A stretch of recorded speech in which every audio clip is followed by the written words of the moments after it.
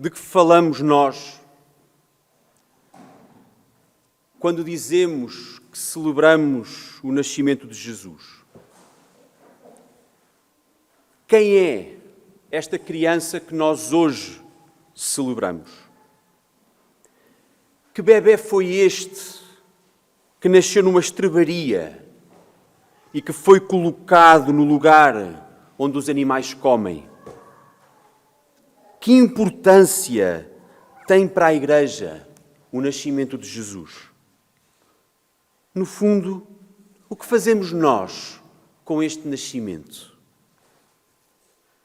O texto desta manhã fala-nos de um evento histórico narrado por um historiador. Um evento único que aconteceu num dia comum, como o dia de hoje. Num dia em que o sol nasceu, em que as pessoas fizeram a sua vida, em que o sol se pôs e ficou noite, tal como nos dias comuns. Mas naquele dia comum, aconteceu algo que marcou para sempre a nossa história. Naquela noite,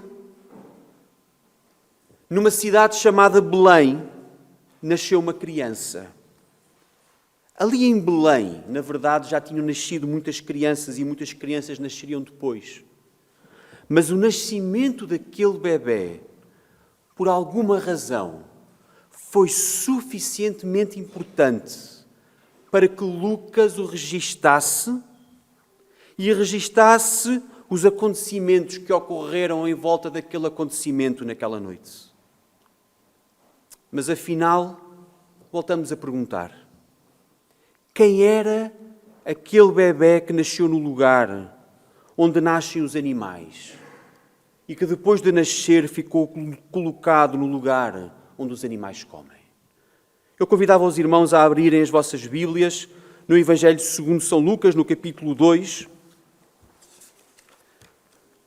Nas Bíblias que estão à nossa frente, na página 964, o Evangelho segundo Lucas, no capítulo 2.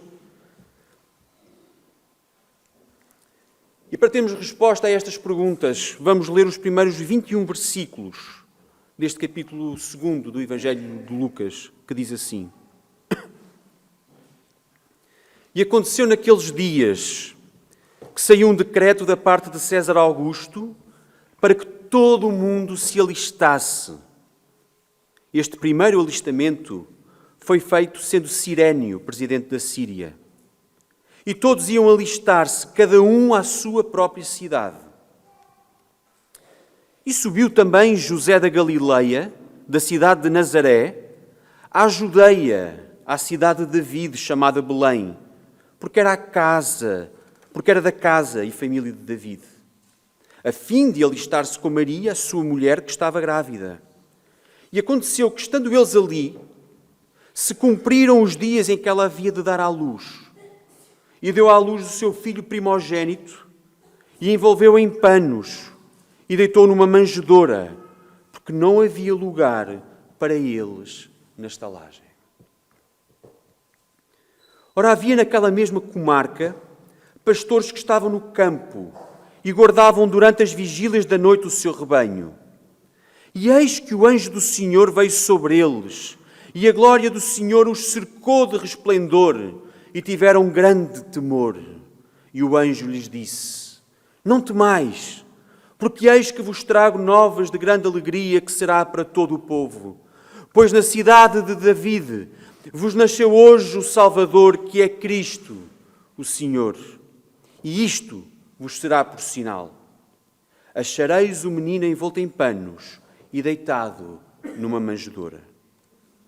E no mesmo instante apareceu com o anjo uma multidão dos exércitos celestiais, louvando a Deus e dizendo: Glória a Deus nas alturas, paz na terra, boa vontade para com os homens.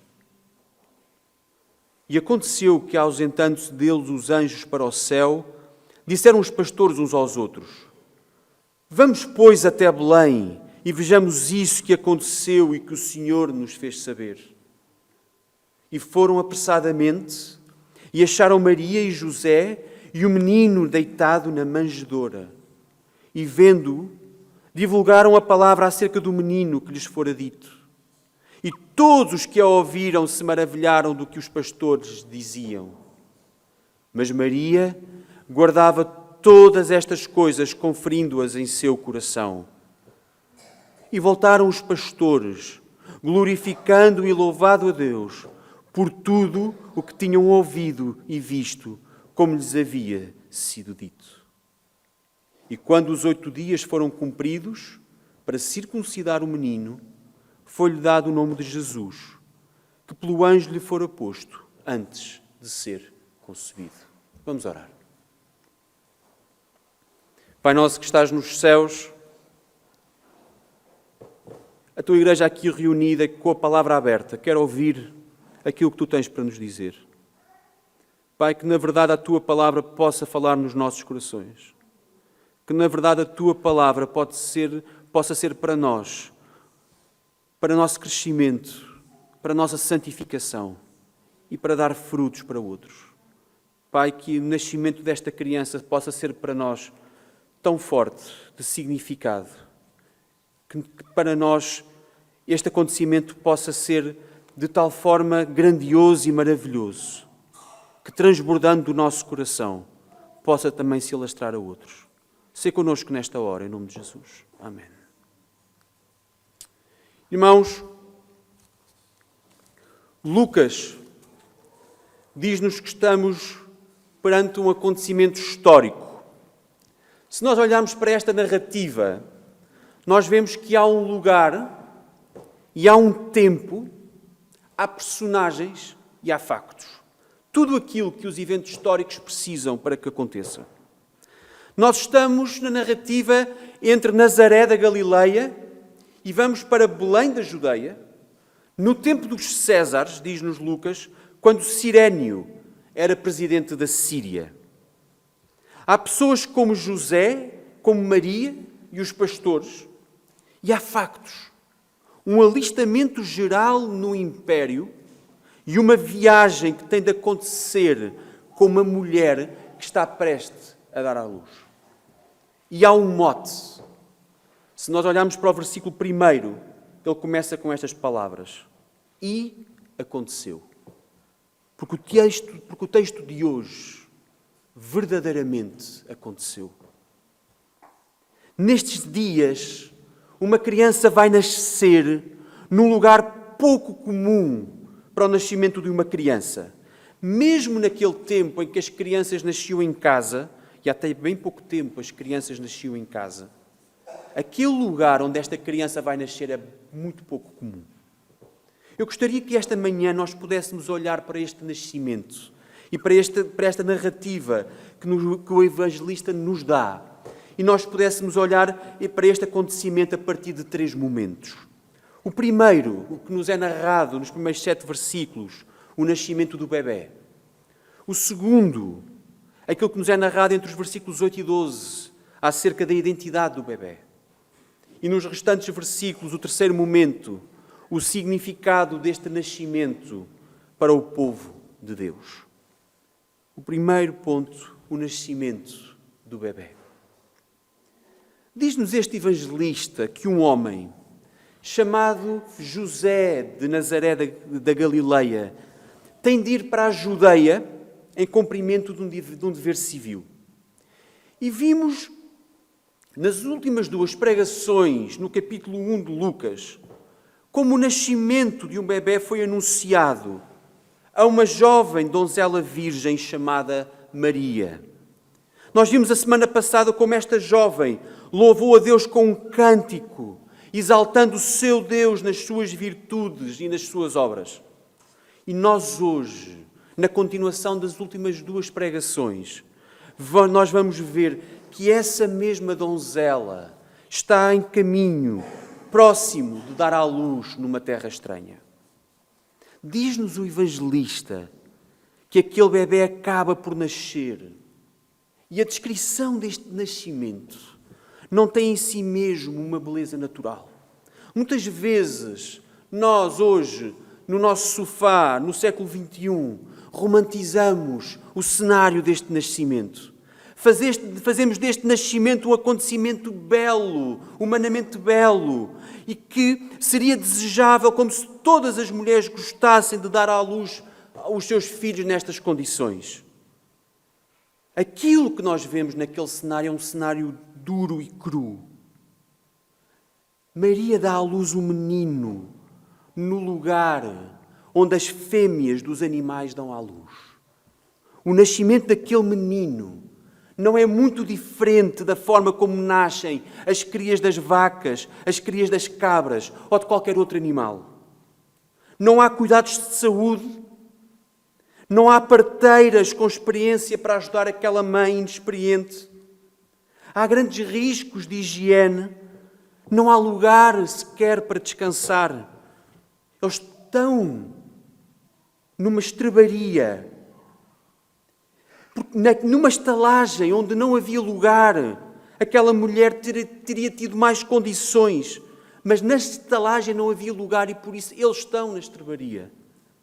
E ali, desamparada e sem ajuda, com grave risco de vida, junto dos excrementos dos animais e com o mau cheiro, Maria dá à luz um menino.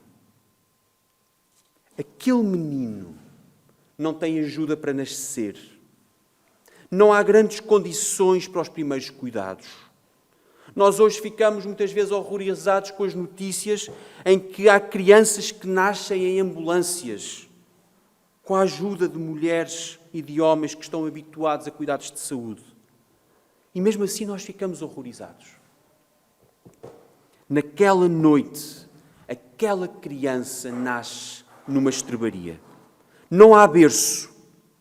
E como não há berço, aquela criança é colocada no lugar onde os animais comem e por isso chama-se manjedoura. Nós tentamos suavizar este cenário e dizemos, ao representar um contexto bonito e alegre, nós dizemos que o menino foi colocado nas palhinhas. Meus irmãos, o menino não foi colocado só nas palhinhas, o menino foi colocado no lugar mais sujo, no lugar menos propício para o crescimento e para o nascimento de uma criança. Mas no meio daquele cenário sujo e feio, nasce aquele menino. Quando nós olhamos para esta descrição, nós vemos um bebé que corre risco de vida. Não há cuidados, não há ambiente. Tudo é propício para que ao mínimo problema aquela criança não subsista. Tão homem como nós, tão carente de calor e de alimento como nós, ele está ali desprotegido. Não foram os homens que o protegeram naquela noite. Não foram os homens que o ajudaram a nascer e cuidaram daquela criança. Não foi a experiência de outras mulheres com partos quem ajudou Maria. O relato é duro e cru. Não há nada que os sustente ali. A menos que nós olhemos para o relato do evangelista desde o primeiro versículo e nós vejamos que a mão do Deus forte e poderoso protege aquele bebé. Aquele bebé concebido pelo Espírito Santo no ventre daquela virgem está ali, nascido e sustentado sem a ação humana, mas apenas pelo poder do Deus Altíssimo. Não houve ação humana na concepção daquele bebé. Não houve ação humana no ato parturiente. O mundo não sabia o que estava ali a acontecer. Os homens viviam a sua vida num dia comum. O homem, na verdade, nada fez para que aquele bebé nascesse. Mas Deus fez tudo. Mas Deus sustentou tudo. Aquele bebé nasce neste cenário. Não é colocado num berço, mas na palha. Não é envolto em vestidos, mas em panos. Aquele bebé não nasce apenas no meio do desamparo, mas também no meio da pobreza. Há muita humildade neste nascimento. Não há sumptuosidade, nem sequer os requisitos mínimos para receber esta criança. Mas a questão não é só humildade. Se nós olharmos para o texto e para este cenário, ele não é só acerca de humildade, é também acerca da humilhação. Nascer como nascem os bezerros, ou os cabritos, ou os cordeiros, é uma humilhação para qualquer ser humano.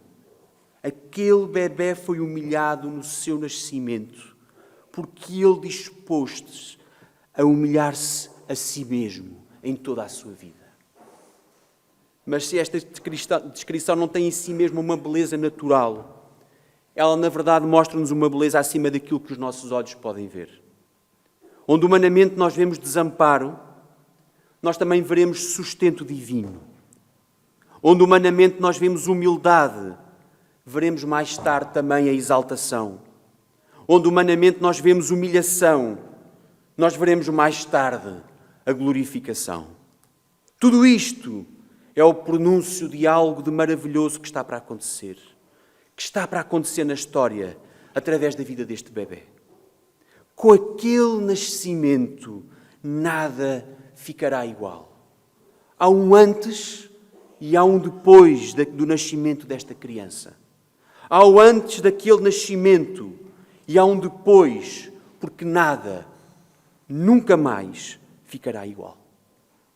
E perante o relato que Lucas faz do nascimento nos primeiros versículos do capítulo 2, e ao olharmos para o nascimento deste bebé, nós podemos perguntar, mas então, quem é este bebé? Eu gostaria, irmãos, que centrássemos sobretudo a nossa reflexão de hoje precisamente neste segundo ponto. Quem é este bebé? E a resposta é então dada entre os versículos 8 e 12. E nestes versículos 8 e 12, o evangelista começa por dizer que havia pastores lá perto, no meio do campo, à noite, a guardar o seu rebanho. E no meio da noite surge uma luz. Lucas já nos tinha relatado no primeiro capítulo que Zacarias, um sacerdote, e Maria, uma donzela virgem, já tinham recebido a mensagem de Deus através de um anjo. Agora, pela terceira vez no relato de Lucas, nós vemos que um anjo se dirige aos homens, e neste caso a pastores. E dizem-nos, e podemos ter um certo grau de confiança, dizem-nos os historiadores que estes pastores desta época, no fundo pastores como nós conhecemos até há bem pouco tempo, eram pastores pobres, incultos, pouco confiáveis e grosseiros. Isto tem um impacto importantíssimo para o plano de Deus, quando olhamos para o plano de Deus para o seu povo. Um anjo do Senhor surgiu a Zacarias, o sacerdote. Um anjo do Senhor surgiu a Maria, uma donzela virgem. E um anjo do Senhor surge agora a pastores. Irmãos, durante 400 anos, durante 4 longos séculos, Deus não falou ao seu povo. E agora nós temos anjos a falar a 3 pessoas. Irmãos, isto tem um grande significado, porque o silêncio profético é agora quebrado neste momento. Deus tinha-te remetido ao silêncio pelo pecado e pela desobediência do seu povo. E nós agora, passados tanto tempo, 4 séculos, imaginem o que seria que se nós agora recuássemos 400 anos, para nós termos a ideia de há quanto tempo foi. 4 longos séculos em que Deus não se dirigiu diretamente ao seu povo. E quando olhamos para estes pastores, nós vemos que eles são a imagem do povo de Deus. O cenário é este. Aqueles pastores estavam no campo, durante as vigílias da noite, no meio de uma escuridão, e o que é que acontece? Surge um anjo, e eles veem a luz. No meio daquela noite, aqueles pastores que vivem à noite, no meio da escuridão, a apacentar o seu rebanho, eles recebem a luz. E nós lembramos do texto que acabámos de ler em Isaías 9, que diz precisamente isto. O povo que andava em trevas viu uma grande luz. O povo que andava em trevas viu uma grande luz. Irmãos, está ali a imagem do que nós somos. Nós vivemos na escuridão como cegos a tatear à procura do nosso caminho. O povo viveu séculos por causa do seu pecado, por causa da sua desobediência. Viveu séculos longe de Deus. Mas eis que, numa noite, no meio daquele caminho de escuridão de 4 séculos, o povo que andava em trevas viu uma maravilhosa luz. E o anjo que surge fala aos pastores e diz: não temais, porque eis que vos trago novas de grande alegria, que será para todo o povo. Pois na cidade de David vos nasceu hoje o Salvador, que é Cristo, o Senhor. Irmãos, esta mensagem que o anjo traz nestes versículos 10 e 11, diz-nos o texto que é uma mensagem de grande alegria. É muito interessante, irmãos, porque nós em português traduzimos por eu trago-vos novas de grande alegria. E no texto original, este trago-vos novas de grande alegria é apenas uma palavra e é apenas um verbo. Era aquilo que nós hoje poderíamos transcrever literalmente como evangelizar. Podíamos traduzir, se quiserem, por evangelizar. No fundo, aquilo que o anjo está a dizer é: não temam, porque hoje está aqui o Evangelho. Eu trago-vos o Evangelho. Eu trago-vos as novas de grande alegria. É isto que o anjo se propõe a dizer aos pastores no versículo 11. Aquilo que o anjo está prestes a anunciar, no meio daquela escuridão, no meio daquela cegueira, é precisamente isto. Eu venho anunciar-vos o Evangelho. O Evangelho é este. E é o Evangelho para todo o povo. Porque todo o povo de Deus vai receber o Evangelho. E vejam o que é que o anjo diz que é o Evangelho, versículo 11. Na cidade de David vos nasceu hoje o Salvador, que é Cristo, o Senhor. Na terra de Belém, na terra de David, onde aquele rei nasceu, vai nascer o Salvador. Se nós nos lembrarmos, irmãos, de que terra é esta, Belém é-nos introduzida na Bíblia, no livro de Ruth, no momento de desobediência do povo, ainda no tempo dos juízes, em que Deus sustenta e vai sustentar uma família que vai dar origem precisamente à casa real. Se os irmãos se lembrarem como é que Deus sustentou Noemi e a sua nora Ruth, e de como Ruth vai acabar por casar com Boaz, nós vemos também e lembramos como termina este livro, dizendo que Boaz gerou Obed, e Obed gerou Jessé, e Jessé gerou David. E se nós nos lembrarmos como David foi feito rei, e se nos lembrarmos que ele não era para ser rei, porque o rei deveria ser o filho do rei Saul, se nos lembrarmos que quando Samuel vai ungir o rei, nem o próprio pai de David acreditava que ele podia ser rei, mas naquela terra improvável, daquele rei improvável, vai nascer de uma forma improvável o rei de Israel. Não era suposto José ir a Belém. Ele não vivia em Belém. Ele vivia na Galileia, numa cidade chamada Nazaré. Mas foi necessário ir a Belém na providência de Deus, também de uma forma improvável. Nós vemos precisamente a mão de Deus a atuar. E lembrem-se, irmãos, daquilo que foi precisamente o anúncio que nós vimos no capítulo 1 de Lucas, quando o anjo anuncia a Maria que vai ter um filho. Ele vai dizer: este será grande e será chamado Filho do Deus Altíssimo. E o Senhor lhe dará o trono de David, seu pai, e reinará eternamente na casa de Jacó, e o seu reino não terá fim. Quando nós olhamos precisamente para aquilo que é o anúncio do nascimento desta criança, esta criança nasce precisamente no seguimento da promessa que Deus tinha feito a David. Tu terás um filho que me edificará um templo e reinará para sempre no teu trono, o teu trono não terá fim.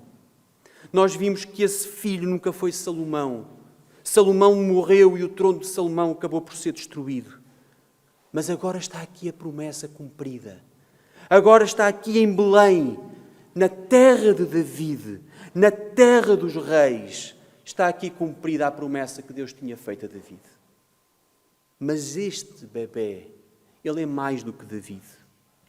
Lembremos o que lemos há bocado em Isaías, capítulo 9, do incremento deste principado e da paz não haverá fim sobre o trono de David e no seu reino. Para quê?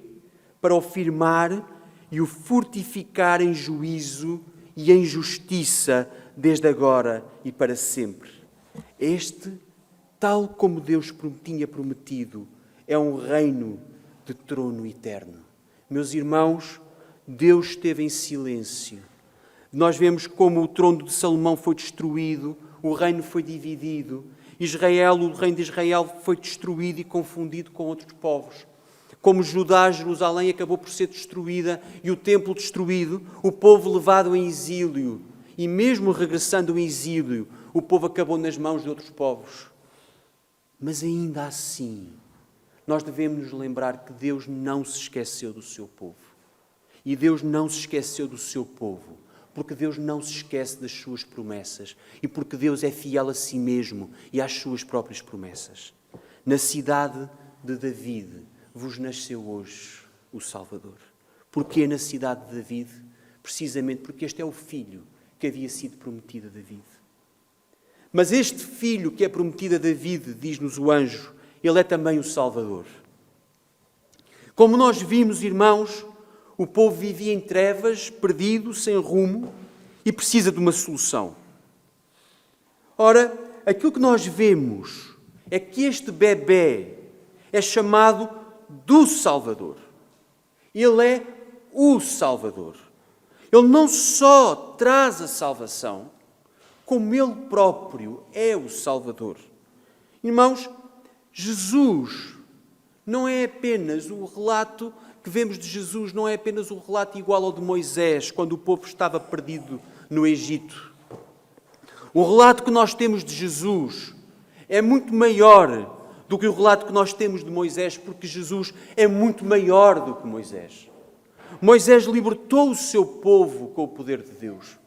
Moisés libertou o seu povo e conduziu à terra prometida, onde ele próprio não entrou. Mas Jesus é muito maior do que Moisés. Porque Moisés trouxe libertação, mas Jesus é a libertação. Jesus é mais do que a libertação, Jesus é a salvação definitiva.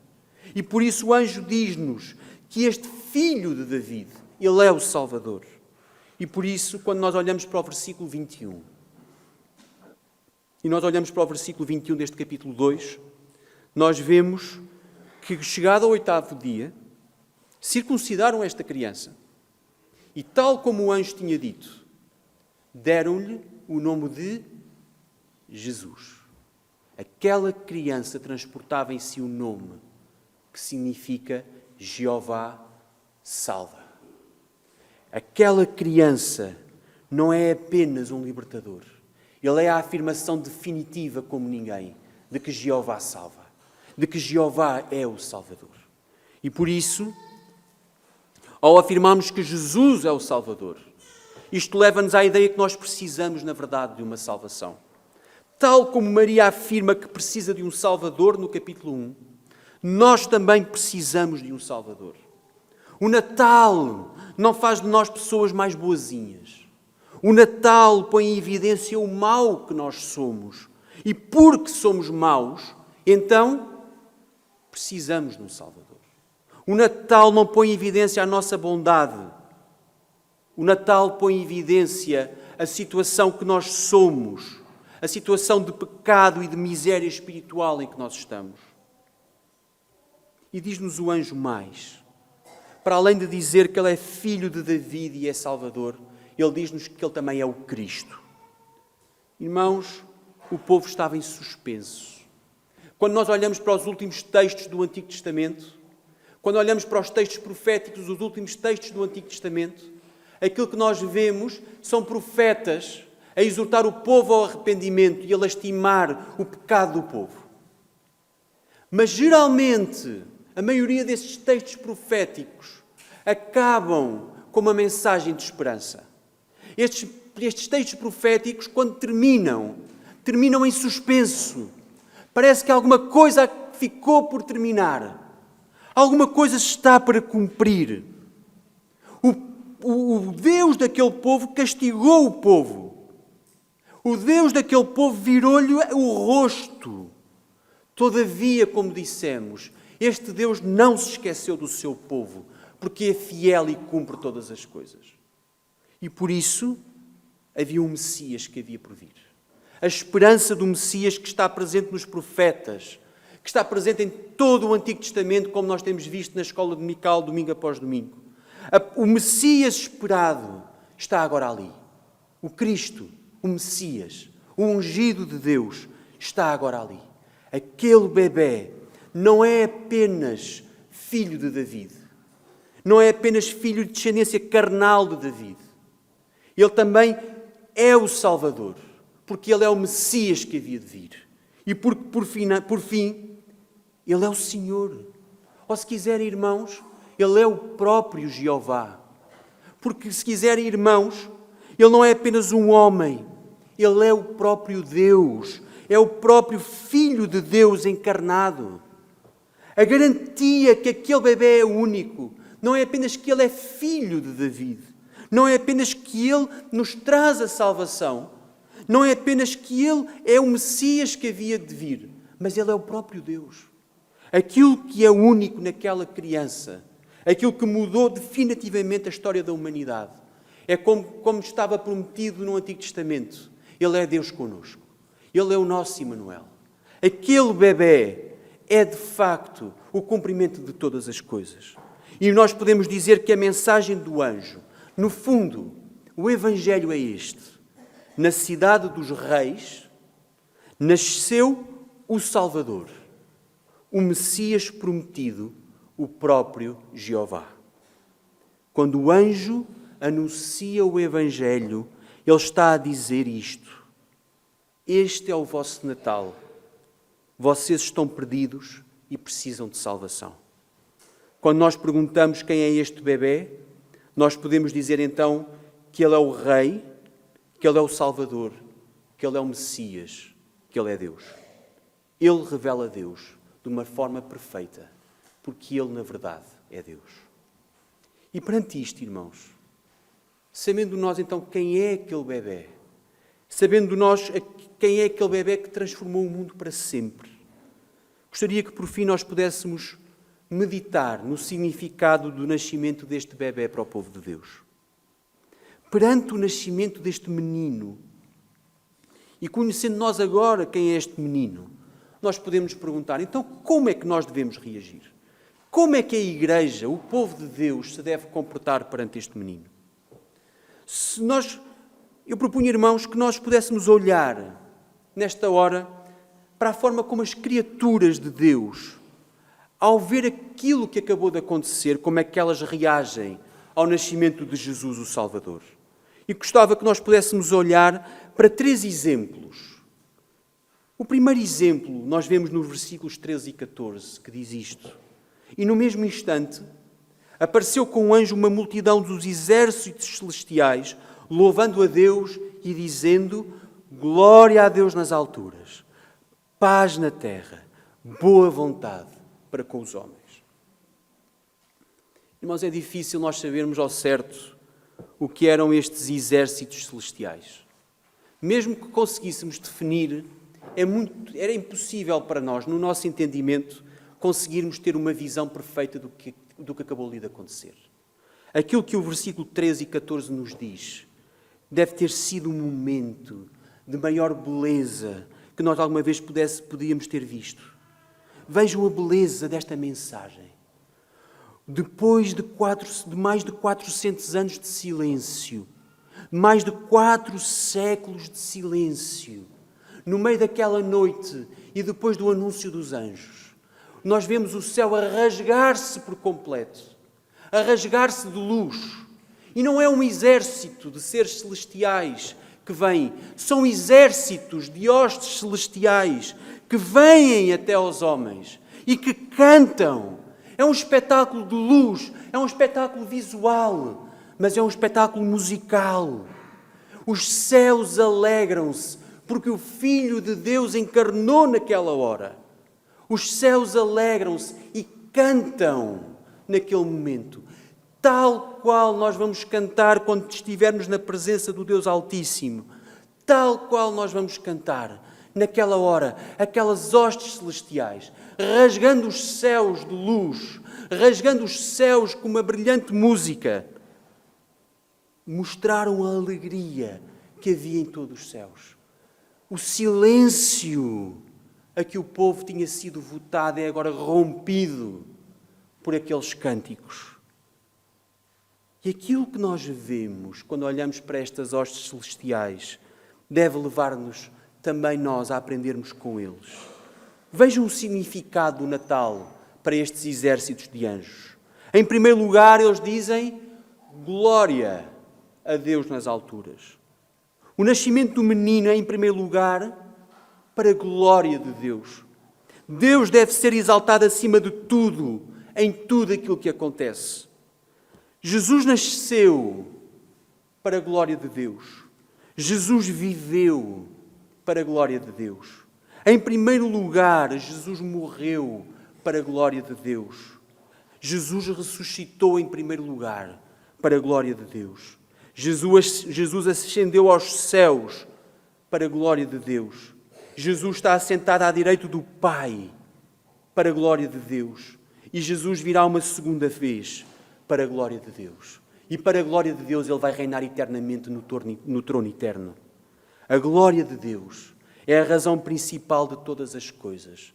E por isso, estes exércitos celestiais, a primeira coisa que fazem é dar glória a Deus.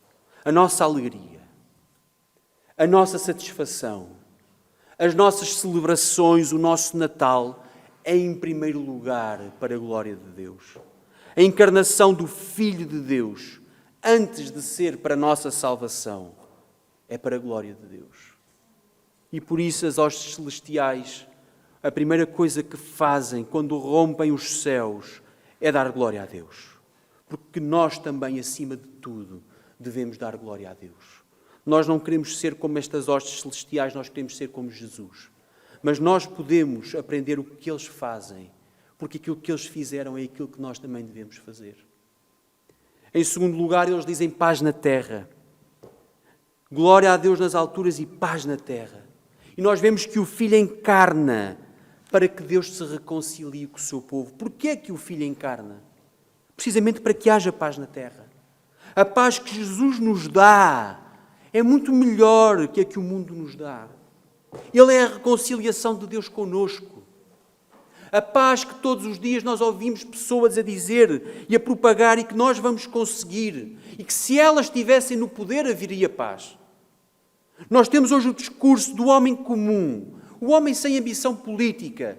Tem a ousadia de dizer que só não existe paz porque os políticos, os governantes não querem a paz. Como se eles próprios que estão a falar, se estivessem a governar, trariam a paz ao povo. Não, irmãos, é falso.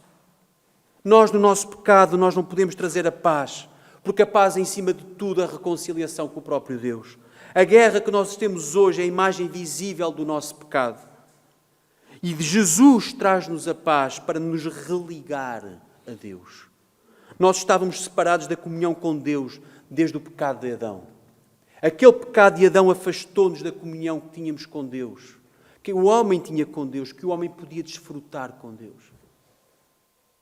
Mas este bebê, ele é o príncipe da paz. Se nós queremos saber o que é a paz, olhemos para Jesus. Se alguém nos promete paz, paz, e não nos dá Jesus. Ele está-nos a prometer paz, paz, onde não há paz. Porque a paz verdadeira nós só podemos encontrar em Jesus. E por fim dizem estas hostes celestiais, boa vontade para com os homens. Ou se quiserem, a paz para aqueles a quem Deus quer bem. A paz, a reconciliação é para aqueles a quem Deus estende a sua boa vontade. É para o seu povo, é para a sua igreja. A paz é para quem Deus entende dar paz. Parte de Deus. Reparem que o texto não fala da nossa boa vontade. Seria um contrassenso olhar para este texto e olhar para o capítulo 1 e ver em algum momento a boa vontade do homem. Olhamos para o Cântico de Maria e Maria coloca a boa vontade toda do lado de Deus, nunca do seu lado. Porque a boa vontade não é de homem algum, mas é de Deus. É o agrado de Deus que está ali presente. Aquele bebê é-nos dado por boa vontade de Deus e não por causa da nossa boa vontade. Nada neste texto aponta para a nossa boa vontade ou para as nossas boas obras. O texto aponta para a nossa perdição. Por isso precisamos de um Salvador. E o texto aponta para a nossa salvação. E então essa salvação vem do próprio Deus. Jesus é a graça de Deus revelada no seu esplendor. Meus irmãos, as hostes celestiais louvam a Deus, dando glória e louvando a sua obra magnífica de salvação através do seu Filho. O Natal não é reconhecer que somos bons e fazemos boas obras. O Natal é reconhecer que estamos perdidos e que precisamos de um Salvador. Quem é bom é Deus. Quem fez grandes e boas obras foi o nosso Deus. Quem tem boa vontade é Deus. O Natal é isto. É reconhecer que toda a glória é para Deus e o louvor é pela obra que Ele fez pelo seu povo. E por isso, estas hostes celestiais louvam a Deus. Gostaria ainda que brevemente, no versículo 19, nós pudéssemos olhar para Maria. Nós não queremos ser Maria, nós queremos ser Jesus. Mas atentemos também para o exemplo que Lucas registrou de Maria, que também é um bom exemplo para nós. Maria viu todas estas coisas a acontecer e ela guardou todas as coisas para si no seu coração. Ela observou todas as coisas. Irmãos, quando o salmista, no Salmo 119, nos diz que escondeu a palavra do Senhor no seu coração, ele está a dizer precisamente isto, que nós guardamos a palavra no nosso coração para a observarmos, para obedecermos. A palavra é magnífica. E Maria aquilo que faz, ela que afirmou a sua baixeza no seu cântico, ela que fez parte de todos aqueles eventos, ela não se glorificou a si mesma, mas ela guardou a palavra de Deus no seu coração. Quando nós olhamos para o exemplo de Maria, nós vemos uma mulher humilde, pecadora, na sua baixeza, ela própria, a perceber que o que está ali não é acerca de Maria, mas é acerca de Deus. Os anjos proclamam a glória de Deus e Maria olha para a glória de Deus e quer guardá-la no seu coração para a poder observar e para a poder cumprir. E por fim, irmãos, gostaria que nós pudéssemos terminar esta pregação desta manhã a olhar para as terceiras criaturas deste texto, depois das hostes celestiais e de Maria, que são os pastores que vão até Belém. E nós vemos que eles, de facto, a primeira reação deles é querer ir ver aquilo que o anjo tinha anunciado. Eles queriam ver com os seus olhos. E quando chegamos ao versículo 20, nós vemos que eles glorificam e louvam a Deus. Tal qual tinham feito as hostes celestiais, a reação daqueles humildes pastores é louvar e glorificar a Deus. Irmãos, eles olham para aqueles eventos, eles ficam maravilhados. E aquilo que o evangelista nos diz é que eles vão testemunhar aquilo que viram e ouviram. É muito interessante, irmãos, porque aquilo que nós vemos é que a mensagem é de tal forma poderosa para aqueles pastores, que penetra no seu coração. E quando a mensagem penetra verdadeiramente no nosso coração, quando nós recebemos de facto uma boa notícia, a primeira coisa que nós queremos fazer é espalhar por toda a gente. Aqui a primeira coisa, quando nós recebemos uma boa notícia e aquela notícia nos enche de alegria e transborda o nosso coração, nós queremos testemunhar logo a começar por aqueles que são mais próximos de nós. E foi isso que fizeram aqueles pastores. A urgência de mostrar aos outros aquilo que eles tinham visto e ouvido. É muito interessante, irmãos, que Lucas, o autor deste texto, o mesmo autor do livro dos Atos, usa a mesma expressão que vai usar em Atos 4, quando no Sinédrio Pedro e João não se calam. E quando Pedro toma a palavra, instado pelas autoridades religiosas a ficar calado, qual é a resposta de Pedro? Nós não podemos deixar de falar do que temos visto e ouvido. Meus irmãos, nós também somos testemunhas de Jesus. Nós também não podemos deixar de falar do que vimos e ouvimos naquela noite. Nós não podemos deixar de falar do que é o Evangelho. Nós, em princípio, nós diríamos que não vimos, mas sim, nós vimos. Nós vimos aquele nascimento. Nós vemos aquele nascimento não pela nossa vista, mas através da nossa fé. Nós podemos dizer como João, que vimos a sua glória como a glória do unigênito do Pai, cheio de graça e de verdade, porque pela fé nós vemos. Foi o próprio Jesus que disse: bem-aventurado aquele que não viu e creu. Meus irmãos, se a fé é verdadeiramente a prova das coisas que se não veem, é porque ela leva-nos a ver mais longe do que os nossos olhos podem alcançar. A melhor prenda que nós hoje podemos dar a alguém, depois de termos visto aquilo que os nossos olhos não veem, mas que a fé nos mostrou, a melhor prenda que nós podemos dar a alguém hoje no nosso Natal, a alguém que não crê, é testemunhar precisamente aquilo que nós temos visto e ouvido. Nós estávamos perdidos, longe de Deus, e esta igreja vai restaurar a comunhão de Deus com o povo. Mas também se estás aqui esta manhã e vives no vazio, se estás aqui esta manhã e a tua vida tem sido uma vida perdida, com vazio, em que algo está para preencher e tu não percebes o sentido da tua vida, deixa-me dizer-te que esta criança que nasceu, ela veio preencher este vazio. A criança que nasceu naquela noite e que nós acabámos de ler, ela veio preencher este vazio. Se tu estás perdido numa vida sem rumo, deixa-me dizer-te que Jesus veio dar luz à tua vida e trazer-te a paz que procuras há tanto tempo. Nós começámos por dizer que os pastores representam, naquela noite, o povo de Deus que está perdido na escuridão.